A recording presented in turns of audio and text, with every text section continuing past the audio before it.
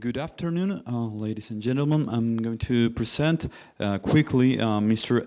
Anthony Leiserowitz from the Yale Project in Climate Change. He's going to give us the communication about this program. And, bueno, en español, buenas tardes, chicos y chicas. Les presento de la Universidad de Yale al señor Anthony Leiserowitz. Nos va a dar un comunicado del cambio climático de la Universidad de Yale. Hola, buenas tardes.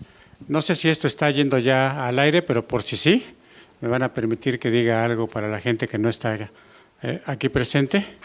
Mi nombre es Javier Urbina, de la Facultad de Psicología de la UNAM. Voy a tener el honor de acompañar en la mesa al doctor Leiserowitz.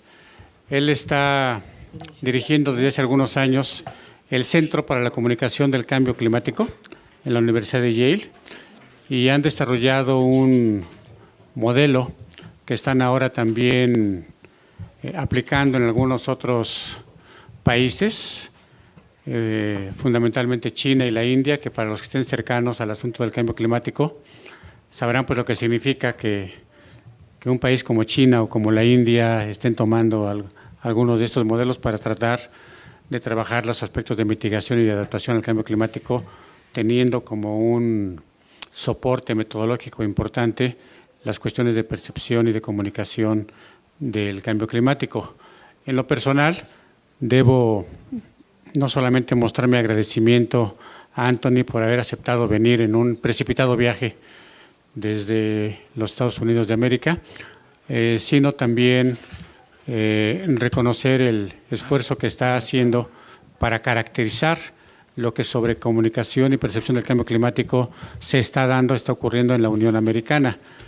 Es en verdad algo que a mí me da envidia. Envidia es la palabra más apropiada, porque ellos han realizado múltiples estudios, cada año hacen 3, 4, 5, en diferentes estados y con diferente población en los Estados Unidos, y ya tienen prácticamente caracterizada a toda la población en cuanto a cuál es la percepción que esa población tiene acerca del cambio climático y cuáles serían las tendencias. Ya han hecho incluso estudios de cómo va cambiando a lo largo de los meses y de los años esta opinión, esta percepción de la gente. Entonces, creo que lo que nos va a presentar el doctor Leiserowitz ahora es algo muy interesante. Para quienes no estén aquí presentes y quieran tener, al final habrá algún periodo para preguntas y comentarios. Si quisieran enviar sus preguntas a la siguiente dirección electrónica, y aquí supongo que nuestros compañeros de apoyo técnico nos ayudarán a hacernos llegar las preguntas.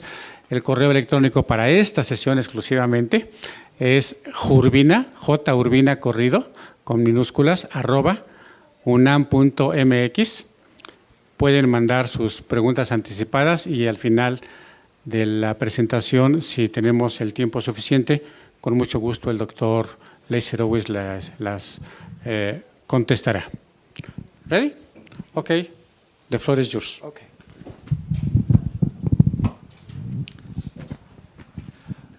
Well, good afternoon. Let me begin by, first of all, saying what a great honor and pleasure it is to be here today. Thank you so much for the invitation to come to Mexico and join you for this climate change conference. I would especially like to express my deep gratitude and thanks to Professor Javier Urbina Soria for his friendship and invitation to speak here today. We at Yale University have been very pleased to work with Javier, forging new ties between Mexico and the United States and working together to improve climate change communication both here in the United States and elsewhere around the world. So let me begin, first of all, by just saying a few words about why is climate change communication important. And I would argue that the reason that climate change communication is important is because climate change is fundamentally a problem of human choices and behavior. The immediate cause of climate change, the rapidly increasing concentration of greenhouse gases in the atmosphere, is the direct result of the burning of fossil fuels, industrial processes, deforestation, and other land use change. But in turn, these immediate causes are rooted in deeper causes of human decision-making and behavior by individuals, households, communities, the private sector, civil society, and nation-states. Likewise, the solutions to climate change will require shifts in human decision-making and behavior at all of these levels to limit the severity of climate change and to prepare for and now adapt to the inevitable impacts. Moreover, the impacts of climate change will cascade through our human systems, affecting the food, water, energy, health, economic, political, and cultural systems that collectively support our modern civilization. Finally, the greatest source of uncertainty in IPCC projections of future climate change is human behavior. Will humanity continue on its current path, emitting vast quantities of carbon pollution, or will we instead consciously and deliberately make the transition to a clean and prosperous low-carbon future? This is the essence of our shared challenge. Thus, limiting climate change and achieving a low-carbon society will require a shift in the decisions, choices, and behaviors of all parts of society, including governments, companies, civil society organizations, and the general public. The public, however, will play a particularly important role in determining the future of climate change through the individual and collective decisions of more than 7 billion people worldwide, including their use of energy at home and on the road, their consumer choices. Will they prefer the products and services that lower their own carbon emissions? Will the mass public adopt low-carbon lifestyles in both the developed and developing countries? And perhaps most importantly, their support for the political leaders and policies that will be required to reduce greenhouse gas emissions and prepare for the impacts. Each of these climate-related choices and behaviors is profoundly shaped by communication between the government and its citizens, teachers and students, companies and consumers, the media and the public, and between friends and family members. So this is why Javier and I study what we do, is to try to figure out how do we help human beings at every level of society around the world address this issue in a constructive way. Now, let me then introduce my own project a little more. I direct the Yale Project on Climate Change Communication. We do both research and outreach. Much of what we do is large-scale survey studies to try to understand the broad public. What do they understand and misunderstand about the causes, the consequences, and solutions to climate change? How do they perceive the risks? So the likelihood and severity of specific impacts like droughts or storms or floods. What kinds of policies do they support or oppose? And what kinds of behaviors are the public willing to engage in? And then as scientists, our ultimate question is why? What are the psychological, the cultural, the political reasons why some people become very engaged with the issue of climate change, others are apathetic or don't care, and others are hostile or dismissive of the entire topic, which is particularly important in my country, the United States, and I'll talk more about that.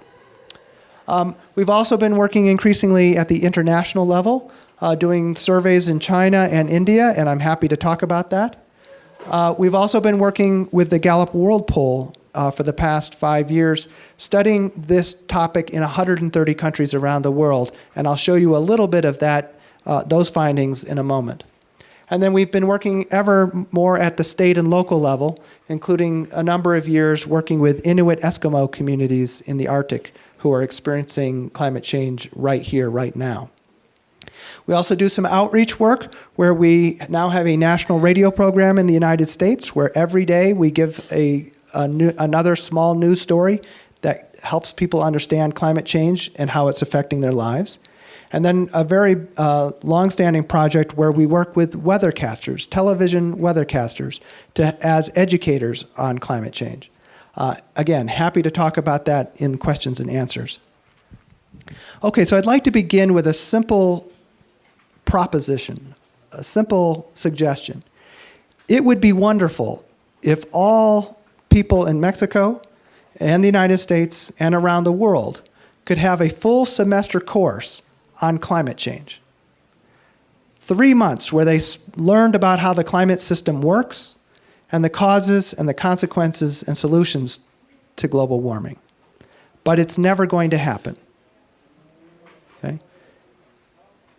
There are 7 billion people on this planet, and they will never all have the opportunity, the access, the background, the training, the interest to learn in depth about the details of climate change.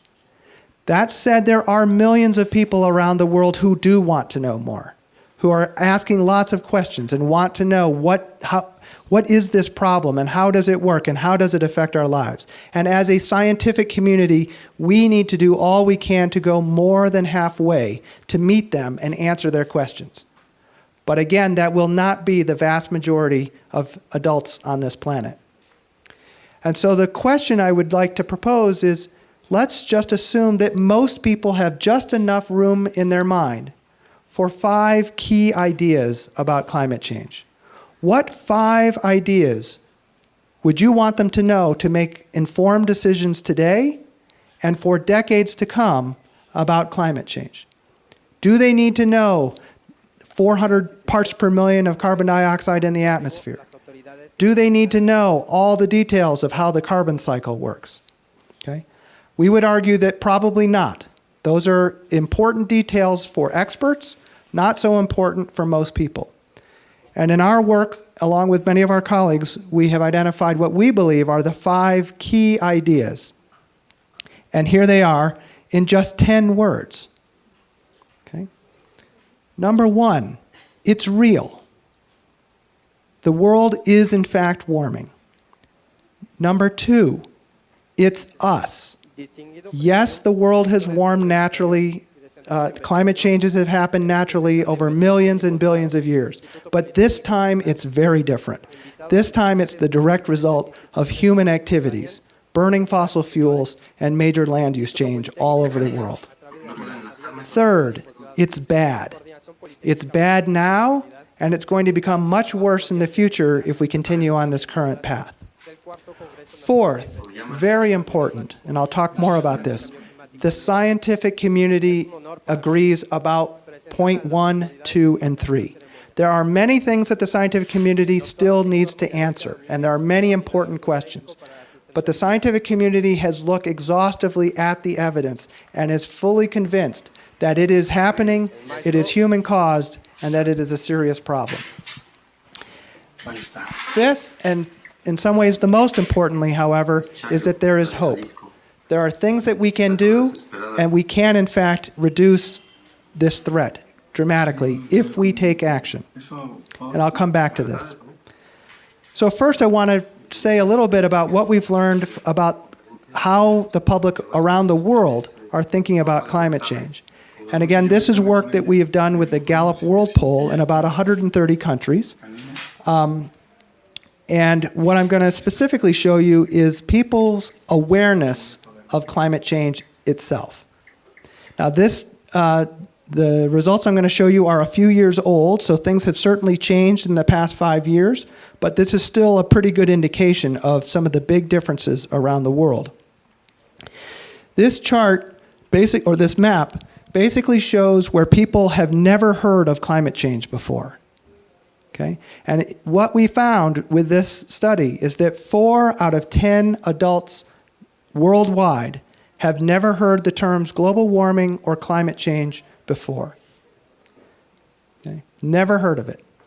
And that rises to 75% in some countries like Egypt, or like Bangladesh, or like India, where we have done other studies. Now that said, it's important to also recognize that just because they've never heard of climate change doesn't mean that they haven't seen major changes in their own local weather patterns. they have. And in fact, what we find over and over is that people are very concerned about the changes in their local climates. They just lack the concept of climate change to make sense of the changes that they are seeing, or to be able to forecast into the future and know that this is just the beginning, that they are going to be facing much bigger changes in the future. But the good news is that as soon as you introduce just the smallest description of what climate change is, we find that most people immediately say, yes, that's real, that's serious, and we need to be taking action on that. So although there is a lot of people who do not know about climate change, in most places of the world, they are quite ready and eager to engage with the issue. The other thing this map really shows is the difference between the developed countries of the North, the United States, Canada, Europe, Australia, and Japan, where there is very high awareness. 95% or more of those populations know about climate change. But you see a lot of unawareness, in particular in sub-Saharan Africa and in India and Afghanistan. That's very much driven by literacy. People who don't know how to read have much less access to learning about this particular problem. But very interestingly, and let me just quickly point out that here in Central and South America, we find that it's anywhere from 11 to about 50% of people who have not heard of climate change. But what's very interesting is that when you ask those people who have heard of it, how big of a risk is it to you and your family? We see that now the countries of the North, who are very aware of climate change, generally do not think it's much of a risk to them personally. But the people who are aware of climate change in these countries, especially in Central and South America, are very worried about it. Okay?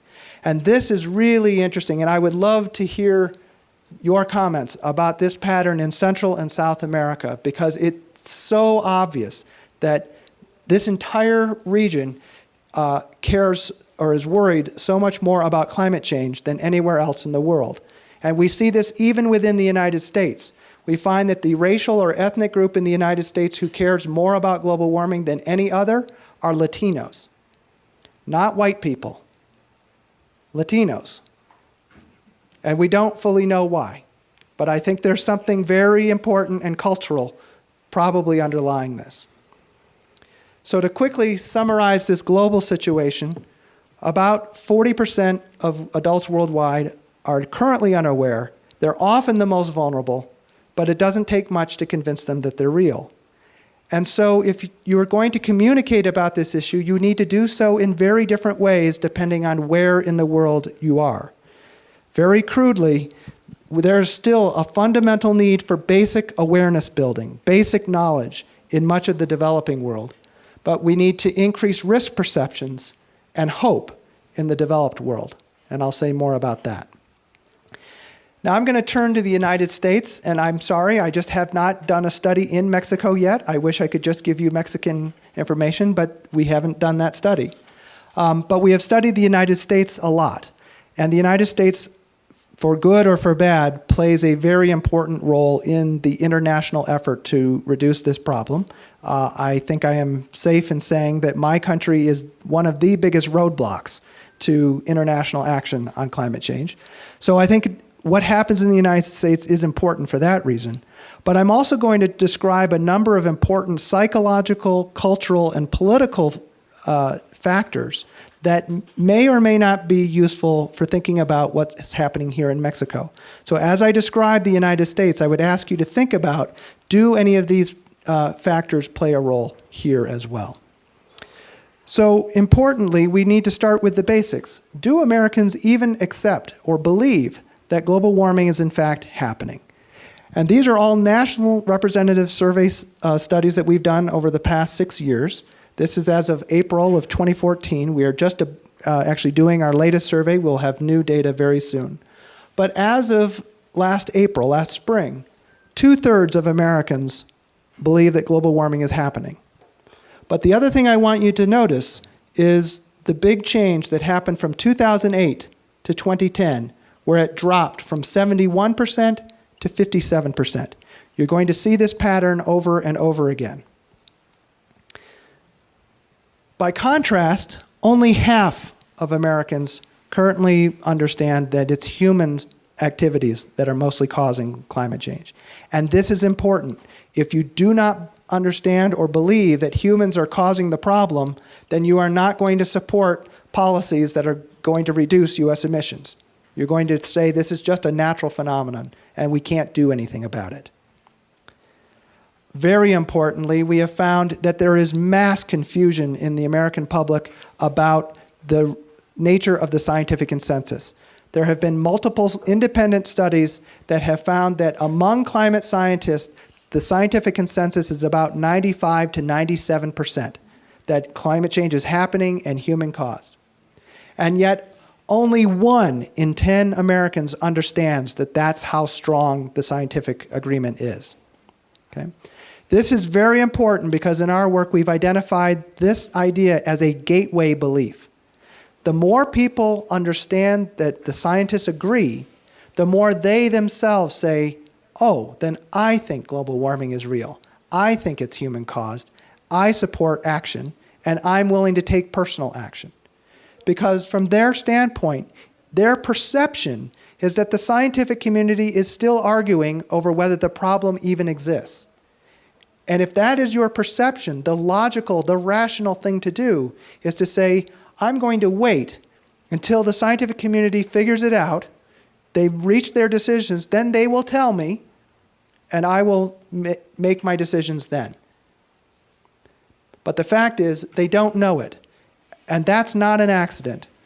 This has been the conscious strategy of a major disinformation campaign within the United States, primarily of fossil fuel companies, but also of some very right-wing political leaders as well, who basically knew, and it's the exact same strategy that was used in tobacco, in the cigarette companies first originated this, is that if you can just convince the public that the experts are still arguing, they will continue to buy your product.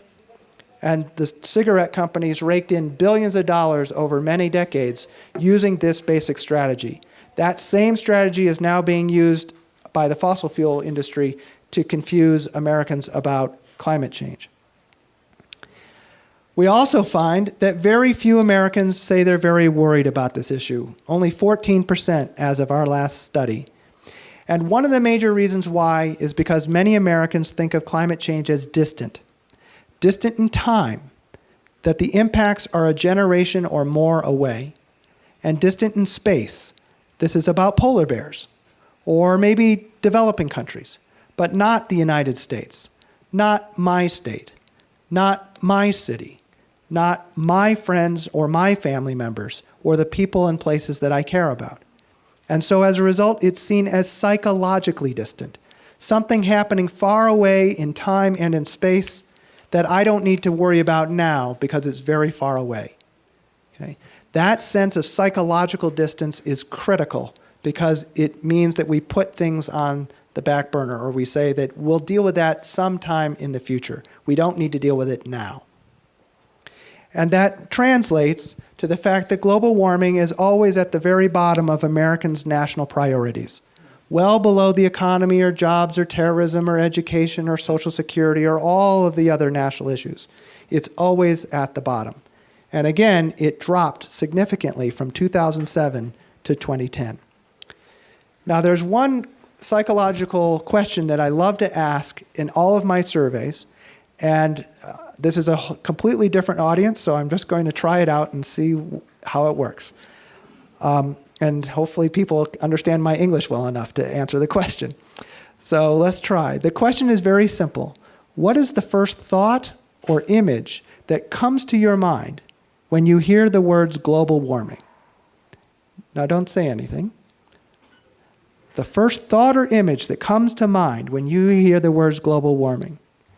Now I'm curious, please raise your hand if you're thinking of something to do with melting ice. Sea ice retreat around the world. Hands up high where I can see them. Couple people? Okay, well then maybe this is a difference between the United States and Mexico, because in the United States, melting ice is one of the first things most people think of. And on the one hand, this is a good thing. because it resonates with a mental model that we have all built through many, many years of experience that we already understand very well. If any of us here in this room takes a glass of ice outside on a warm day, what happens? It melts, right? I didn't have to show you any science. I didn't have to show you any fancy statistics. You already know that ice melts when it gets warm. So when you show people pictures of melting ice around the world, they automatically get it. They automatically understand because it resonates with what they already know in their own experience. But there's a problem with this particular image as well. For those Americans who immediately think of melting ice, the problem is that no Americans live on the shores of the Arctic Ocean, or live in Antarctica, or live next to a melting glacier. In other words, it reinforces the idea that this is distant. This is happening at the poles. This is happening at high altitudes, not where we live. Therefore, we don't need to worry about it very much. The other thing to note is that most of the pictures that Americans see about melting ice do not include any human beings in them. It's just ice melting. And it's hard to get very excited or worried about a bunch of ice melting. Then we find a variety of other associations, but the other one I really want to quickly go to are the naysayers. And this is a particular American problem, is that there's a set of Americans who believe that global warming is not real. They say it's just not happening, or they say they have not yet been convinced by the scientific evidence, or they say they don't believe because they just recently experienced a cold weather event. So it was very cold here last night, therefore global warming is not real. And then those that we call conspiracy theorists. They say it's a hoax. It's scientists making up data. It's a UN plot to take away American sovereignty. It's a get-rich scheme by Al Gore and other politicians to get rich. Okay? And many, many other stories like that. The other important thing that this particular psychological technique really helps us understand is one of the most important things that we've never seen in all of the years I've asked this question. No Americans connect global warming with impacts on human health. Nobody thinks about infectious diseases. Nobody thinks about asthma or allergies or the impacts of extreme weather events. Okay? It's like there's health in one part of their brain and climate change in another part of their brain, and they have never connected the two. Okay? And yet we find that when you actually give people information that explains why climate change is a very serious health problem, most Americans immediately say, "Oh, I didn't know that. Now you've got my attention. You mean this isn't just about polar bears? This is about people?" All right. Last thing to show you is that this data is from 2003. By 2010, it had changed very dramatically. And in particular, this category, the naysayers, the people who don't believe in climate change, more than tripled from 2003 to 2010. And about half of these are now conspiracy thoughts. Okay? So why? What was happening? Well, there were a lot of things happening in the United States and around the world at this time. The economic collapse, the financial crisis, unemployment went up very high in the United States, and of course, people were very worried about losing their job or losing their home. And of course, that became a very important issue. But what many people don't recognize is the role of the media. The media plays a critical role in communicating climate change to most people. Media coverage dropped, newspaper coverage dropped by 2/3. And nightly television news coverage dropped 90%. Now, if this was a room where we had windows, we could all look outside the windows and there is CO2, carbon dioxide, pouring out of tailpipes, pouring out of buildings, pouring out of smokestacks. There is CO2 coming out of your mouth and nose this very second. But until I said it, you were not conscious of it because it's invisible. It's odorless. It's tasteless. So we don't see it. We don't know that we are in fact surrounded by it. If next time you walk outside, look up and in your imagination, try to imagine the giant clouds, billowing clouds, pouring of CO2 pouring out of Mexico City and into the sky. The same clouds that are pouring into the sky from Los Angeles and Boston and New York and everywhere else around the world. But we don't see it. And in fact, most Americans only know about it because of media coverage. And so when the media doesn't report this issue, it's like it doesn't exist. It's out of sight, it's out of mind. We also had some unusual cold weather events in 2009 and 2010, and we know that some people will change their views based on their most recent experience of cold weather. I already talked about this.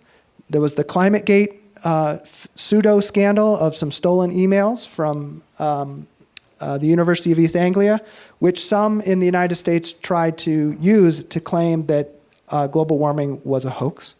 And then very importantly in the United States is increasing political polarization.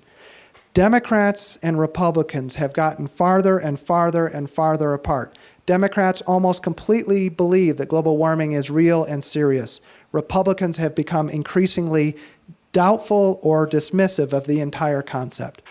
Okay? And that has played a huge role in the United States' inability to lead on this issue because we are locked between two equal parties in strength and power, and they cannot move forward because one of those two parties still basically denies or doubts the seriousness of the problem. But we've also seen public opinion beginning to engage again. And partly that's because the economy has improved, but it's also because there's been increasing media coverage as the United States has experienced a long series of record-setting extreme weather events, including Hurricane Sandy, including a terrible drought in California this year, a terrible drought in the Great Plains where most of our food is grown, major flooding events, record-setting wildfires, and so on. And in fact, 80% of Americans tell us that they have experienced one or more of these extreme events. And a third of Americans say they've been personally harmed by these events. And people are beginning to connect the dots between climate change and the extreme weather that they are experiencing in their own localities. We're already finding that 57% of Americans believe that global warming is already affecting weather in the United States. And about half of Americans believe that global warming contributed to several major events like Hurricane Sandy. So what that does is it begins to change the conversation. It just begins to change the conversation, where people are noticing the pattern of these extreme events and saying, what is going on with the weather? Could this have something to do with climate change? And what it provides are teachable moments, these times when Americans are actually thinking about something that has a direct relationship to climate change and are looking for answers. The other thing that this has done is it's beginning to change this longstanding view that it's far away in time and space. Because as you start experiencing extreme weather in your own backyard, now you see that in fact some of these effects are here and now, not far away. Okay, another major important thing that we have learned in the course of our work is that, of course, any public does not speak with a single voice. And that's true in the United States, and it's absolutely true here in Mexico as well. And that if you want, one of the first rules of effective communication or education is know your audience. If you don't know who they are, what do they already know or think they know about the issue? Who do they trust? Where do they get their information from? You're likely to not be effective at reaching them. I sometimes like this analogy. It's like playing darts in a crowded room with the lights out.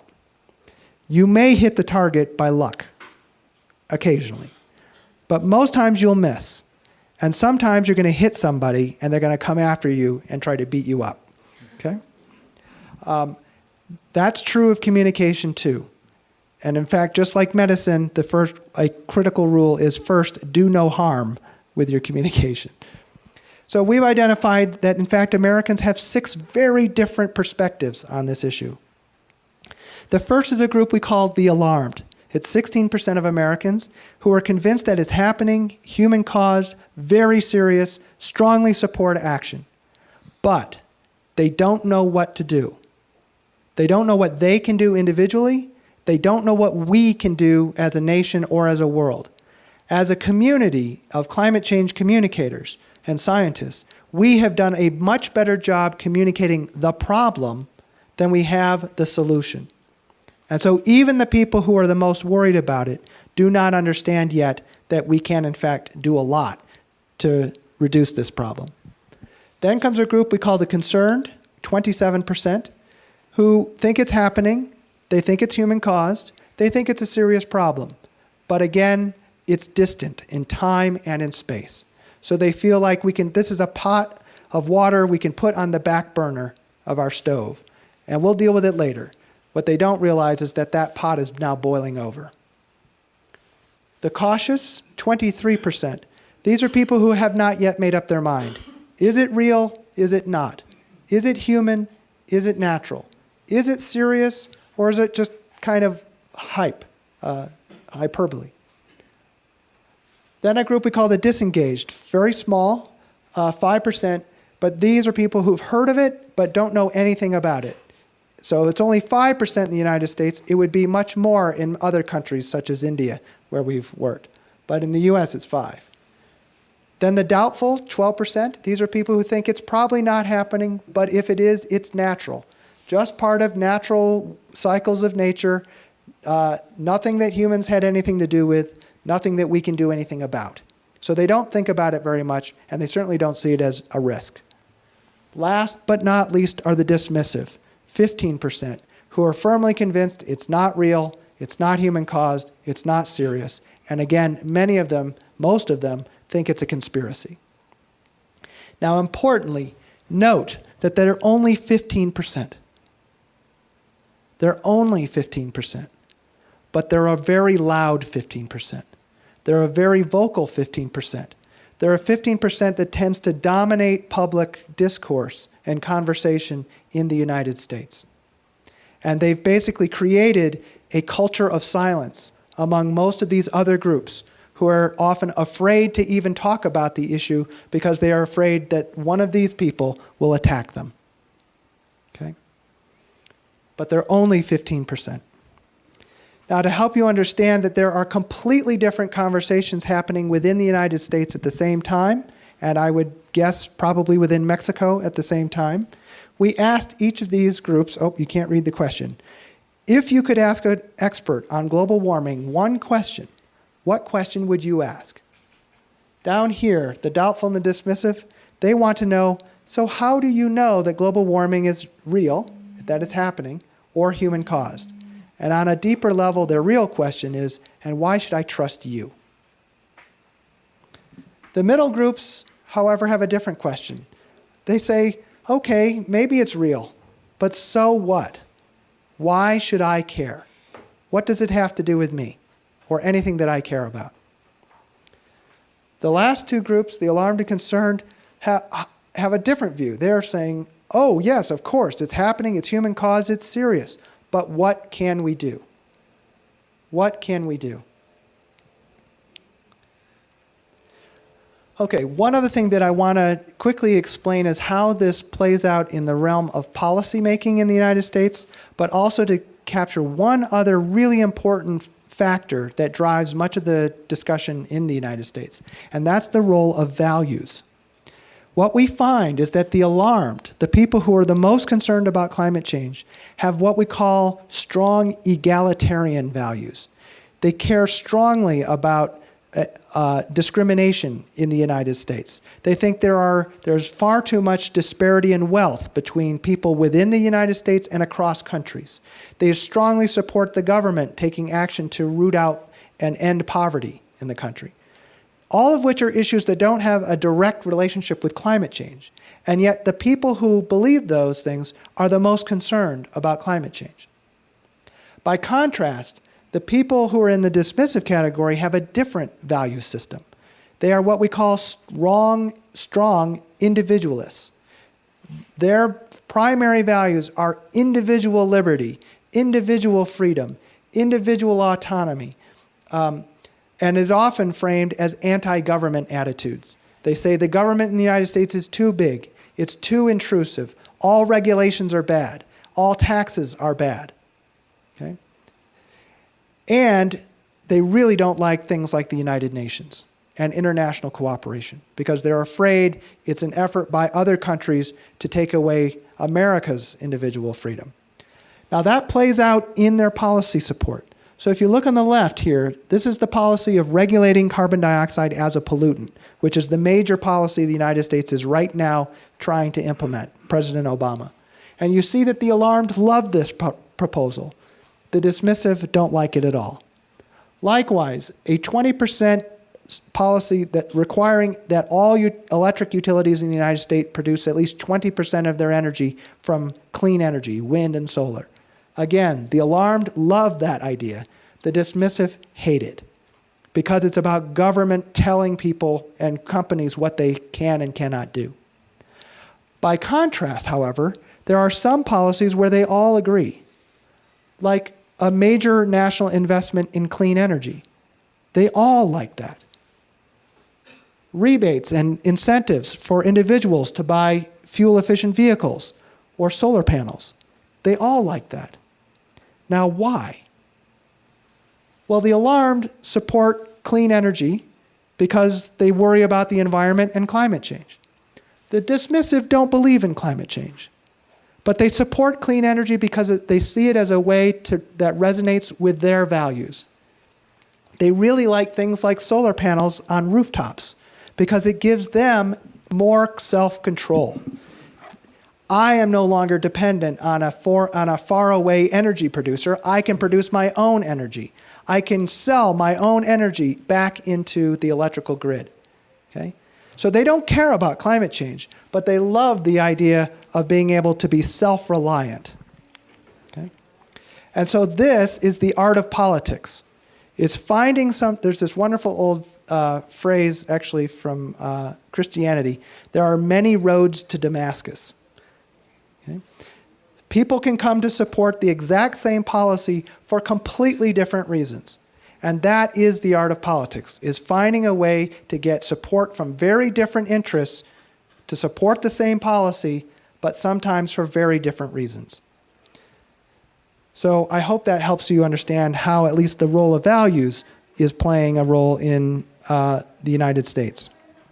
So to just summarize, public understanding of climate change declined significantly from 2008 to 2010, and it changed the national political climate, making it much more hard, and in fact right now impossible, to pass comprehensive national climate legislation.